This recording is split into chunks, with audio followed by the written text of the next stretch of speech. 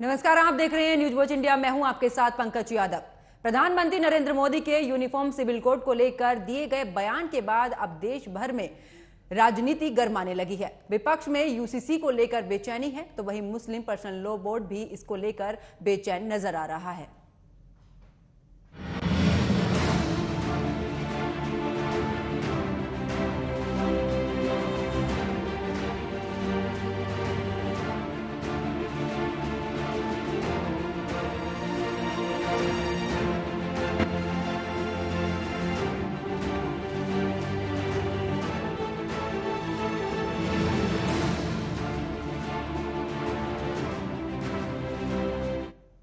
तो वहीं यूसीसी को लेकर विपक्ष पीएम मोदी और सरकार पर लगातार हमला बोल रहा है। विपक्ष का साफ तौर पर यह कहना है कि मुद्दों से लोगों का जो ध्यान है वो भटकाने की कोशिश की जा रही है। तो वहीं all India Muslim personal law board भी इसको लेकर बेचैन है और इसका तोड़ ढूंढने में लगा हुआ है। इसी को लेकर चर्चा करेंगे, लेकिन उससे पहले हमारी ये खास रिपोर्ट देखिए।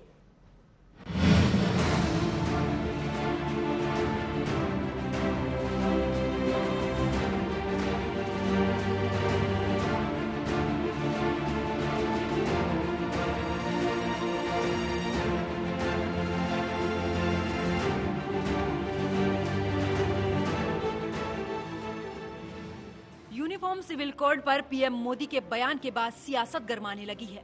कांग्रेस के साथ कई विपक्षी दल पीएम मोदी पर लगातार हमलावर हैं। सवाल पर सवाल उठ रहे हैं। कांग्रेस महासचिव केसी वेणुगोपाल ने भी पीएम मोदी के बयान पर तीखी प्रतिक्रिया दी है। We are not going to follow on this. These are all the you answer about the unemployment. You answer about the poverty. You answer about the price rise. You answer about the atmosphere in this country on Manipur. You are not even talking about the Manipur. Burning last 60 days, Manipur is burning. Not even a single answer has been by Prime Minister. Not even a peace call. They were distracting all these issues. You are telling about some other things. We are not going to fall in that. दरअसल PM Modi ने मंगलवार को समान नागरिक संहिता की वकालत करते हुए विरोधियों से सवाल किया कि दोहरी व्यवस्था से देश कैसे चलेगा। लेकिन पीएम मोदी के बयान पर विपक्ष में बेचैनी है। माहौल चुनावी है। ऐसे में यूनिफॉर्म सिविल कोड के मुद्दे ने विपक्षी दलों की नींद उड़ा दी है, क्योंकि विपक्ष को डर है कि ये मुद्दा अगर जनता को पसंद आ गया तो 2024 में बीजेपी की राह और भी आसान होने वाली है। इधर समान नागरिक संहिता पर all India Muslim personal law board भी बेचैन है। लगातार मंथन कर रहा है। बैठक भी बुलाई, जिसमें यूनिफॉर्म सिविल कोड के कानूनी पहलुओं पर चर्चा की गई। मीटिंग में फैसला लिया गया कि बोर्ड अपना एक पूरा ड्राफ्ट तैयार करेगा। बताया जा रहा है कि शरीयत के जरूरी हिस्सों का इस ड्राफ्ट में जिक्र होगा। इनके और हमारे करने में एक अंतर है। प्रधानमंत्री जी को ये याद रखना चाहिए, उन्होंने जो संविधान की शपथ ली है वो बाबा साहब ने जो बनाया था वो ली है। और हम लोग एक बात कह रहे हैं, ये इधर उधर की बातें न करें। जो संविधान बाबा साहब ने दिया था, देश का हर वर्ग वही संविधान पे सहमति जताता है और जताता रहेगा और संविधान को बर्बाद और चेंज नहीं होने देगा। जबकि पीएम मोदी ये पहले ही साफ कर चुके हैं कि समान नागरिक संहिता का अर्थ देश के सभी नागरिकों के लिए एक समान कानून होना है, जो धर्म पर आधारित ना हो। तो ऐसे में all India Muslim personal law की घबराहट लाजमी है, क्योंकि पर्सनल लॉ बोर्ड हमेशा से ही देश के कानूनों का नहीं, शरीयत पर पक्षधर रहा है। तो वहीं यूसीसी विपक्ष की तुष्टीकरण वाली राजनीति को यूसीसी बड़ा झटका माना जा रहा है। Bureau report, news watch India.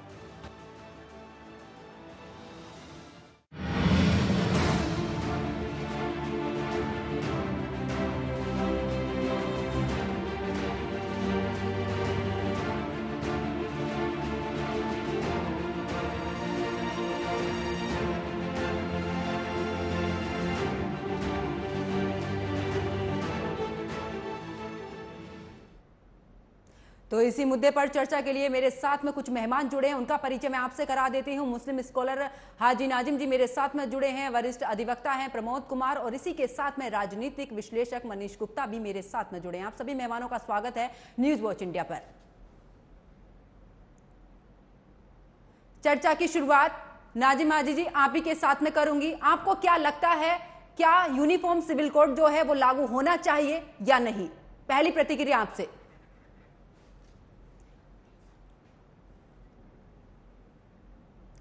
तो एक बार फिर से उनसे जुड़ने की कोशिश करेंगे। हमारे साथ में राजनीतिक विश्लेषक मनीष गुप्ता जी भी जुड़े हुए हैं।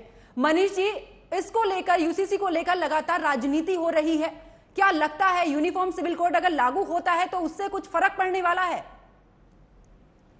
देखिए, सबसे पहली बात तो ये समझिए कि यूनिफॉर्म सिविल कोड को बीजेपी ला रही है अपने चुनाव घोषणा पत्र को में किए गए वादे के अनुसार।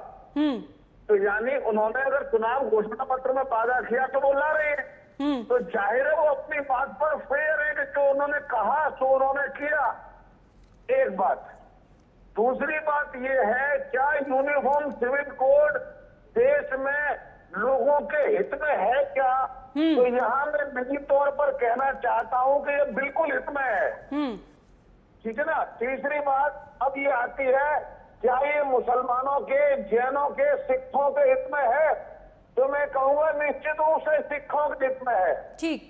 अब जाहिर है हमें उन प्रश्नों के जवाब देने हैं जो उठ रहे हैं। सिख और जैन, ईसाई कोई प्रश्न नहीं उठा रहे हैं। प्रश्न मुख्यतः मुस्लिम समाज के कुछ सो कॉल्ड नेता उठा रहे हैं और सेक्युलर बात करने वाले पार्टीज उठाएंगे, उनके हिसाब से ये गलत है। तो मेरा इसमें कहना यह है, जब चोरी काटने की शरीयत में, चोरी करने की सजा शरीयत में हाथ काटना है तो उसको क्यों नहीं लागू कर सकते? इसलिए नहीं कर सकते कि आईपीसी का कानून है। तो मुझे बताइए, अगर किसी मुस्लिम व्यक्ति की मृत्यु होती है तो उसके उत्तराधिकार में उसकी पत्नी को उतना हिस्सा जितना हिंदुओं को मिलता है उतना मुसलमानों को क्यों नहीं मिलना चाहिए? वही मुस्लिम महिलाओं के साथ ये अन्याय और अत्याचार क्यों? यूनिफॉर्म सिविल कोड की सबसे बड़ी बेनिफिशियरी जो पार्ट है वो मुस्लिम महिलाएं हैं। मुस्लिम महिलाओं को यह समझ लेना चाहिए कि यूनिफॉर्म सिविल कोड के लागू होते ही एक तरफ उन्हें उत्तराधिकार में हिंदू महिलाओं की तरफ पूरे अधिकार प्राप्त हो जाएंगे, अपने पिता की संपत्ति में हिस्सा मिलना शुरू हो जाएगा। बिल्कुल। मनीष जी, लेकिन असुद्दीन ओवैसी तो दूसरा ही राग अलाप रहे हैं। उनका साफ तौर पर कहना है कि ये हिंदुओं को लेकर जो यूनिफॉर्म सिविल कोड है ये हिंदुओं का है, ना कि सभी वर्ग का। अरे ये देश भी हिंदुओं का था, ये कानून भी हिंदुओं का था, प्रधानमंत्री भी हिंदू थे। ये सब बातें करके असदुद्दीन ओवैसी ये कहना चाहते हैं कि ये देश संविधान से नहीं चलता क्या? ये हिंदुओं को यहाँ से निकालते हैं क्या? अरे मैं ये कहना चाहता हूँ, देश में जो कानून बना है वो संविधान से बना है और संविधान में स्पष्ट इस बात का उल्लेख है कि सब हिंदू मुसलमान सबके लिए एक कानून होना चाहिए। ठीक। आप एक काम करो तो उनसे असदुद्दीन ओवैसी से कहता हूँ कि वो जो क्रिमिनल कानून है वो भी शरीयत के साथ कर ले, कि विचार करने वाले को पत्थर मार मार के बच्चों की सजा। ठीक है मनीष जी, ठीक है। हमारे साथ में मुस्लिम स्कॉलर हाजी नाजिम जी भी जुड़ चुके हैं। नाजिम जी, क्या कुछ कहेंगे? क्या यूनिफॉर्म सिविल कोड जो है वो लागू होना चाहिए या नहीं? आपकी प्रतिक्रिया क्या है इस पर? सिविल कोड जो लागू किया जा रहा है ये सिर्फ और सिर्फ मेरे हिंदू भाई जो आदिवासी हैं उनको टारगेट करते हुए मुसलमानों के नाम पर ये किया जा रहा है। अब ये बताइए, यूनिफॉर्म सिविल कोड से पहले जो भारत के अंदर कितनी समस्याएं हैं उनका कोई गौर फिक्र नहीं होने वाली। अब ये बताइए, 2 करोड़ युवाओं को रोजगार देने की बात करी गई थी, स्मार्ट सिटी देने की बात करी गई थी, महिलाओं को सुरक्षा देने की बात करी गई थी, लेकिन ये सब दरकिनार करते हुए सिर्फ और सिर्फ यूसीसी की बात कर रहे हैं। अब ये बताइए, यूसीसी के लिए यूसीसी का फायदा क्या है उसको तो पहले आप बता दीजिए। ठीक है, आप लागू तो बाद में करेंगे, पहले नाजिम जी इससे नुकसान क्या है? आप मुझे नुकसान गिनवाइए।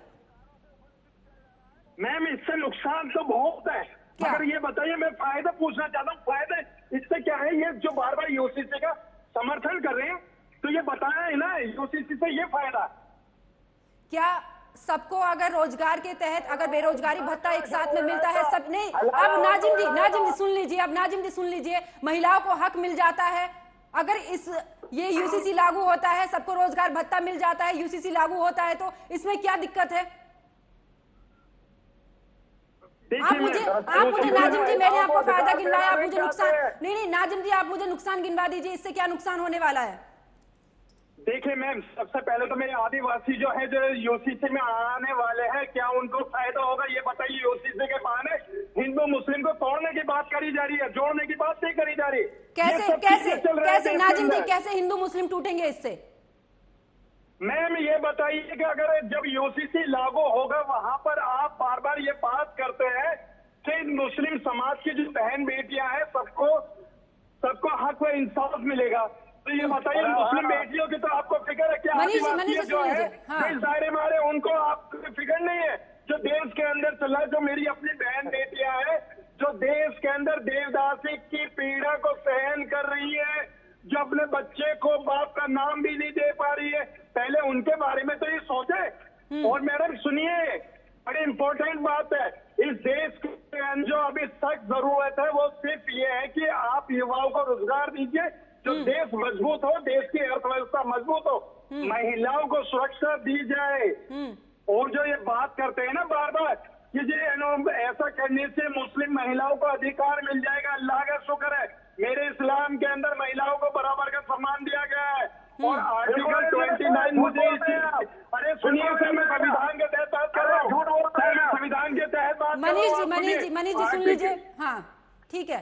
आर्टिकल 29 मुझे मेरे रिलीजियस के बारे में पूरी परमिशन दे रहा है, सारी चीजें मुझे दे रहा है। तो ये बताइए, आप जो बार बार यूसीसी का नाम लेकर आप देश के अंदर एक माहौल बनाना चाह रहे, अरे भाजपा की सरकार है, वो जब हर कानून को अपने संसद के अंदर बना लेती है तो यूसीसी के लिए राय मांगने की क्या जरूरत? अरे आपको जब भी यूसीसी का कानून लाना तो लेकर आइए ना। हाँ जी नाजिम जी, आपने जो नुकसान बताए और जो फायदे हैं उसके बारे में भी पूरा विस्तार पूर्वक सुन लेते हैं। मेरे साथ में प्रमोद कुमार भी जुड़े हैं, वरिष्ठ अधिवक्ता हैं।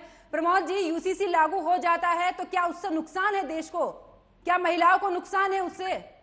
मैडम आपको पहले बता दूं कि यहाँ पे जो कुछ तबका है वो जानबूझ करके मिसगाइड कर रहा है, और सिर्फ इसलिए किया जा रहा है कि ये जो कुछ मुट्ठी भर लोग जो हैं वो अपनी पर्सनल फायदे के लिए, ना तो इसे किसी धर्म का फायदा हो रहा है ना किसी समुदाय का फायदा हो रहा है। यदि आप देखेंगे कि ये जो यूसीसी जो आ रहा है, पहले आप इसका मीनिंग समझिए और इसका फायदा किसका है, इसका पर्पस क्या है। यूसीसी होता है यूनिफॉर्म सिविल कोड, मतलब ये समानता का अधिकार जो हमारा संविधान है, इसमें 4-5 जो है वो फंडामेंटल राइट है, जो मूल है जिसके लिए संविधान बनता है। संविधान बनता किस लिए है कि एक जो है राइट टू लाइफ, जो एक जिंदगी, एक बेहतरीन जिंदगी जीने के लिए समाज को एक संविधान बना, एक कोडिफाइड किया गया। इसमें कहा गया है कि जो कोडिफाइड, सिविल कोडिफाइड जो है, देखिए 2 तरह का होता है, क्रिमिनल एंड सिविल होता है। इसमें क्रिमिनल में सबके लिए समान है, उसमें यूनिफॉर्म है, उसमें देखिए किसी भी संप्रदाय को, किसी भी धर्म को कोई ऑब्जेक्शन नहीं है। सिविल में असमानता है, तो सिविल के लिए इसमें हमारे संविधान में जो आर्टिकल 44 है उसमें बाबा साहब अम्बेडकर ने दिए हुए थे कि इस देश को, भारत को जरूरत है यूनिफॉर्म सिविल कोड का, कि जो सिविल कानून है, जो संपत्ति का अधिकार या जिंदगी का अधिकार या मैरिज का है, तलाक का है, इसके लिए भी एक कॉमन जो समानता का जो है वो होना चाहिए। ये पर्पस है। अब आप देखिए, जो हमारा मेन संविधान का जो 2-3 जो राइट है जिसके लिए संविधान बना है, वो है राइट टू लाइफ, कि आप अपनी जिंदगी के बेहतरीन जो है आप कीजिए। दूसरा होता है कि everyone is equal before law, कि संविधान में के सामने या कानून के सामने सब लोग बराबर हैं। तो जब ये केस का जब हमारे संविधान का ये न्यूक्लियस है, ये क्रक्स है कि सब समान होना चाहिए, और अभी तक के किसी न किसी वजह से वो पॉलिटिकल फायदे के लिए ये जो आपका यूसीसी है लागू नहीं किया जा रहा था। आप देखिए, यूसीसी के वजह से जो फंडामेंटल राइट है आर्टिकल 14 जो समानता का अधिकार देता है, कि वो कहता है कि जी everyone is equal before law, उसका एक तरह से वायलेशन हो रहा था। आप देखिए, जो संविधान का जो एक कानून का जो सामाजिक न्याय का मिलना चाहिए, सामाजिक न्याय नहीं मिलना चाहिए। और सबसे बेहतरीन मैं आपको बता रहा हूं, जो लोग कंफ्यूज कर रहे हैं, कि इसमें सबसे ज्यादा फायदा जो एक धर्म है, एक संप्रदाय है, मुस्लिम संप्रदाय, वहां के लेडीजों का है, वहां के स्त्रियों का है, लड़कियों का है, बच्चों का है, वृद्धों का है। अब ये जो पूछ रहे थे अभी नाजिम जी कि इससे फायदा क्या है, तो मैं एक एक करके इनको फायदा बता रहा हूँ। और ये जो अभी बात कर रहे थे आर्टिकल 29 में इनको दिया हुआ है, इनको आर्टिकल की जानकारी नहीं है। वो आर्टिकल 25 में है कि ये धर्म के बारे में है, लेकिन वो सिर्फ आपका पूजा पद्धति के लिए है, कानून के लिए नहीं है। कानून में कोई अलग आपका प्रावधान नहीं है। दूसरा, जहां तक ये बात कर रहे हैं बहुत कंफ्यूजन होकर के, जो ऑल इंडिया उलेमा और ऑल हिंदुस्तान ये सब सारी बातें जो कर रहे हैं और मीटिंग और इसमें विद्वेष पैदा करने की बातें जो चल रही है, उनके लिए बताऊं, ये जो बार बार कहते हैं शरीयत शरीयत के हिसाब से चलेगा, आप बता दीजिए ना कौन ऐसा देश है जहां पे शरीयत के हिसाब से चल रहा है। ठीक है प्रमोद जी, जवाब ले लेते हैं। हाजी नाजिम जी बताइए, कौन सा देश ऐसा है जहां पर शरीयत के हिसाब से संविधान है? एक देश का नाम बताइए। आप भारत की तुलना और देशों से क्यों करना चाहते हैं? अरे भारत के आपको अगर करिए तो अमेरिका से कीजिए ना, जापान से कीजिए। नहीं नाजिम जी, आप मुद्दे से मत भटकिए, सीधा सा जवाब यही है। आप शरीयत की बात करते हैं, अभी भी अगर बैठक हो रही है उस बैठक में भी शरीयत के कानून को लेकर यूसीसी के साथ में एक जिस तरीके से ड्राफ्ट तैयार किया जा रहा है, आप मुझे एक मुल्क का नाम बता दीजिए ना जहां पर शरीयत के हिसाब से है। देखिए मैम, शरीयत के हिसाब से तो देखिए 57 देश है, पूरा देश मुस्लिम कंट्री में शरीयत के हिसाब से ही लगता है। आप अफगानिस्तान को ले लीजिए, आप बहुत से ऐसे देश हैं, आप टर्की को ले लीजिए, इतने सारे मुस्लिम कंट्री देश है। लेकिन मैं ये कहना चाहता हूँ कि ये मुल्क संविधान से चलता है और संविधान से इंशाअल्लाह चलेगा। तो हाजी नाजिम जी, संविधान से ही देश चल रहा है। संविधान के लिए सबको समान नागरिक कानून जो बन रहा है, समानता का कानून बन रहा है, उसमें दिक्कत किस बात की है? अगर उसमें समान नागरिकता का अगर अधिकार मिल रहा है, उसमें दिक्कत किस चीज की है? महिलाओं को अधिकार मिल रहा है, अगर तलाक को लेकर समानता का अधिकार मिल रहा है, किसी बच्चे को अडॉप्ट करने के लिए समानता का अधिकार मिल रहा है, बेरोजगार भत्ता समानता का अधिकार मिल रहा है, तो आप मुझे बताइए उसमें दिक्कत कहाँ है? उसमें धर्म को लेकर कौन सी चीजें ऐसी हैं जो गलत है? कौन सा धर्म को लेकर मना कर रहा है कानून? आप मुझे जल्दी से इस पर जवाब दीजिए। देखिए, आपने सारी बातें ये कही कि कौन सा धर्म मना करता है, कौन सा नहीं। मैं सिर्फ ये पूछना चाहता हूँ कि इस यूसीसी के बहाने जो एक मुस्लिम समाज को टारगेट करने वाली बार-बार बातें, आप टारगेट में बताइए, आप टारगेट में बताइए कौन से मुस्लिम समाज को टारगेट में किया जा रहा है? ये बताइए, ये क्या है? मुस्लिम यानी कि मुसलमान 4 शादी करता है, 3 शादी करता है। हाजी नाजिम जी, संविधान से चलता है देश, किसी धर्म जाति से नहीं चलता है देश। सबके लिए समान कानून होता है। अगर समान कानून के साथ में चल रहा, दिक्कत किस चीज में आती है आपको? उसमें धर्म को लेकर नहीं है। सुनिए मैम, अगर आप बात पूरी सुनेंगी तभी पता चलेगा। मैं आपकी बात पूरी सुन रही, ठीक है, आप अपनी बात पूरी कीजिए। ये देश संविधान से ही चलेगा इंशाल्लाह, और संविधान से ही चलता रहेगा। ठीक है। और रही बात यूसीसी की, यूसीसी आप लागू कर रहे तो इसके अंदर एक ट्रांसपेरेंसी होनी चाहिए। यूसीसी के जो फायदे हैं वो होने चाहिए। बार बार बात ये करी जाती है कि मुस्लिम महिलाओं को बराबर का अधिकार मिला जाएगा। अल्लाह का शुक्र है, मेरे इस्लाम के अंदर महिलाओं को पूरा मान सम्मान दिया जाता है, उनको पूरा अधिकार दिया जाता है। और आर्टिकल 29 के अंदर मेरे रिलीजियस को पूरा फ्रीडम है कि मैं अपने रिलीजियस पर किस तरीके से चलूं, ये सब चीजें। तो ये यूसीसी लाने से पहले मैं जानना चाहता हूं कि जो देश के अंदर इतनी सारी परेशानियां हैं वो सबसे पहले दूर होनी चाहिए। अब ये बताइए, मणिपुर तो जल रहा है, मणिपुर को नहीं, फिर आप भटक रहे हैं, फिर आप भटक रहे हैं, फिर आप भटक रहे हैं। हर चीज के लिए कानून बना है नाजिम जी, हर चीज के लिए कानून। आप मुद्दे से नहीं भटकिए। मणिपुर में अगर हिंसा हो रही है उस पर कार्रवाई की जा रही है, मुद्दा ये नहीं है। मुद्दा ये है यूसीसी लागू होना चाहिए या नहीं। अगर नहीं लागू होना चाहिए तो उसके फैक्ट मैं आपसे पूछ रही हूँ, मुद्दे से नहीं भटकिए। सब चीज के लिए कानून बना है। देखिए मैम, अब मैं आपको बताता हूँ, यूसीसी के लागू करने से देखिए मुस्लिम समाज को तो नुकसान नहीं होगा, लेकिन जो और हिंदू समाज आते हैं, आदिवासी आते हैं, दलित आते हैं, उन सबका बहुत बड़ा नुकसान होने जा रहा है। क्योंकि दलितों को ये आरक्षण की सूची में आते, इनका सबसे पहले आरक्षण पे कब्जा होगा, आरक्षण खत्म होगा। नाजिम जी, बाकी समुदाय की आप बात कर रहे हैं, किसी समुदाय से आवाज उठी है कि यूसीसी लागू नहीं होना चाहिए? ठीक है, ठीक है नाजिम जी, मैं आपके पास वापस लौटूंगी। मनीष जी, साफ तौर पर यह भी आरोप लग रहा है कि मुसलमानों को टारगेट किया जा रहा है। क्या आपको लगता है, क्या राजनीति से हटकर क्या संविधान और देश के लिए नहीं सोचा जाना चाहिए? पंकज जी, मैं ये कहना चाहता हूँ, अगर मुझे नहीं पता उनके कितने बच्चे हैं हाजी नाजिम के, अगर इनकी 2-3 लड़कियां होती, जैसे मेरी 2 बेटियां हैं, तो मुझे इनकी बेटियों के भविष्य की चिंता होती। आज मुझे पर्सनल नहीं जाना है, पर्सनल नहीं जाना है, आप मुद्दे पर बात कीजिए, किसी पर व्यक्तिगत मत जाइए। मैं ये कहना चाहता हूँ, आज हर बाप को ये चिंता होती है कि उसकी बेटी को अगर तलाक कह दिया जाए, बाहर भेज दिया जाए, तो उसका क्या होगा, उसको संपत्ति में हिस्सा उसके मरने के बाद मिलेगा या नहीं मिलेगा। ये प्रॉब्लम का सॉल्यूशन यूनिफॉर्म सिविल कोड में है। आज मुस्लिम समाज में एक समस्या है कि एक व्यक्ति के पास अगर दूसरा मकान खरीदने का मन होता है तो वो अपनी पत्नी के नाम नहीं खरीद पाता। उसे डर लगता है कि अगर कहीं तलाक हो गया तो पत्नी के नाम चला जाएगा और मेरी प्रॉपर्टी मेरे मरने का भाइयों को देनी पड़ जाएगी। तो उत्तर नाजिम जी सुन लीजिए, आपको तसल्लीपूर्वक सब सुन रहे थे नाजिम जी। इस तरीके की बातें नहीं, आप ये बताइए, आपने भी प्रॉपर्टी आपने तर्क दिया ना, आपने तर्क मनीष जी नाजिम जी मैंने पहले ही बोला, व्यक्तिगत तौर पर नहीं जाना है, अपनी अपनी बात आराम से रखे, क्योंकि एक एक करके बात रखेंगे समझ में आएगी, चिल्लाने से नहीं। पंकज यादव जी नाजिम जी, आपकी बात आराम से सुनी जा रही थी, कोई बीच में नहीं बोल रहा था। सुन लीजिए, मैं आपके पास आऊंगी। ठीक है मनीष जी, अपनी बात पूरी कीजिए जल्दी से।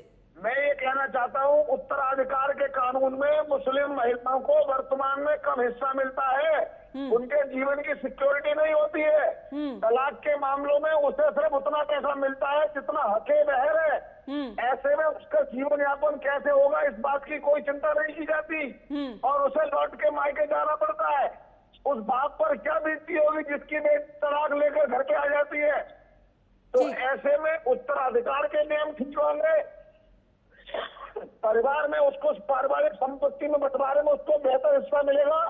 इससे मुस्लिम महिलाएं आगे बढ़ेंगी, उनकी शिक्षा बेहतर होगी, उनको आर्थिक तौर पर सबल मिलेगा, जिसका नतीजा होगा मुस्लिम महिलाएं पढ़ लिख कर आगे जाएंगी।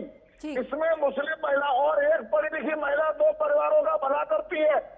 ऐसे में मैं ये समझ पा रहा हूँ कि अगर ये यूसीसी लागू होता है तो देश में मुस्लिम महिलाओं की स्थिति एक बड़े पैमाने पर सुधर जाएगी और देश में जागरूकता फैलेगी। ठीक, प्रमोद जी, जिस तरीके से ड्राफ्ट बनाने की बात की जा रही है कि उसमें शरीयत कानून के तहत में भी कुछ जो चीजें हैं वो रखी जाएगी इस ड्राफ्ट में, जिसको लॉ कमीशन के पास में जाएगी, क्या आपको लगता है क्या किसी धर्म के हिसाब के साथ में संविधान चलना चाहिए? ऐसे तो सभी समुदाय के लोग अपने अपने धर्म की चीजें ड्राफ्ट में ले आएंगे, तो क्या इस तरीके से संविधान चल पाएगा? क्या कानून इस पर बन पाएगा? मैडम मैं पहले बता दूं, भारत का जो संविधान जो बताता है ना, पहले लिखा हुआ धर्मनिरपेक्ष राज्य है। जो भारत एक गणराज्य राज्य है, धर्मनिरपेक्ष है। अब धर्मनिरपेक्ष का क्या मतलब होता है कि यहाँ का कोई भी संविधान, कोई भी जो है कानून धर्म आधारित नहीं रहेगा। धर्मनिरपेक्ष का ये मतलब होता है।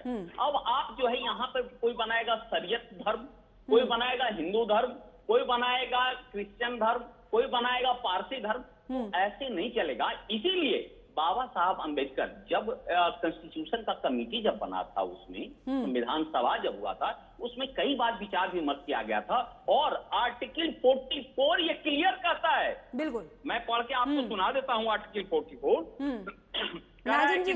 सुनिएगा। Individual, secure and citizen a uniform civil code throughout the territory of India। कह रहा है कि स्टेट का काम है कि इसको इन्फोर्स करके आप बनाओ, क्योंकि इसके बगैर देखिए दुबियस हो जाता है। इसके बगैर क्या होगा कि जो आपका आर्टिकल 14 है समानता का अधिकार, वो उसका कोई अस्तित्व नहीं रहता। इसीलिए माननीय सर्वोच्च न्यायालय ने एक नहीं कई बार 1995 में Keshavananda Bharati versus Union of India वाले केस में और Shahbano versus Union of India वाले केस में बहुत ही इलिस्ट्रेशन के साथ जो बताया था कि आज के डेट में यूनिफॉर्म सिविल कोड लागू करना बहुत जरूरी है, अदरवाइज इसके बगैर से सामाजिक न्याय नहीं दिया जा सकता है।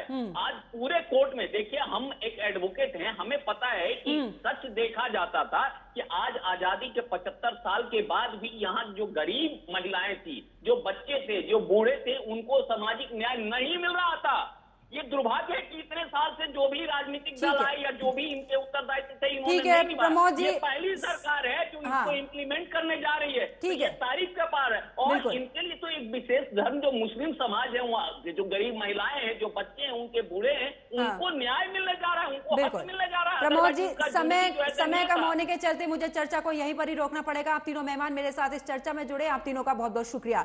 तो देखिए, यूसीसी को लेकर जिस तरीके से प्रधानमंत्री नरेंद्र मोदी ने साफ तौर पर भोपाल से एक संदेश दिया है, या फिर यूं कहें कि 2024 को लेकर जिस तरीके से विसात बिछाई जा रही है, उसको लेकर कहीं ना कहीं यूनिफॉर्म सिविल कोड ने एक राजनीति को गरमा दिया है। लेकिन अब इस पर भी राजनीति इसलिए भी शुरू हो चुकी है क्योंकि बात अगर की जाए मुस्लिम पर्सनल लॉ की, तो वो एक ड्राफ्ट तैयार कर रहा है एक कमेटी के तहत, जिसमें शरीयत कानून को लेकर यह भी कहा जा रहा है कि उसकी कुछ जो बातें हैं वो जब यूनिफॉर्म सिविल कोड लागू हो तो उसमें शामिल हो। लेकिन अगर बात की जाए सभी धर्मों को लेकर, तो इस तरीके से अगर सभी धर्म एक एक करके अपनी बातों को इस ड्राफ्ट के जरिए से यूसीसी में लागू करते हैं, तो क्या यूसीसी का सही मायनों में लागू होना क्या सही होगा? जिस तरीके से अब इस पर तमाम तरह की राजनीति हो रही है, असुद्दीन ओवैसी का साफ तौर पर भी ये कहना है कि यूसीसी जो है वो हिंदू सिविल कोड है, ना कि वो हम सबके हित में है। लेकिन अब देखने वाली बात यह होगी कि क्या यूसीसी की वजह से 2024 में बीजेपी को फायदा होगा या फिर ये एक बार फिर से राजनीति की भेंट चढ़ेगा। मेरे साथ फिलहाल इतना ही। आप देखते रहिए न्यूज़ वॉच इंडिया।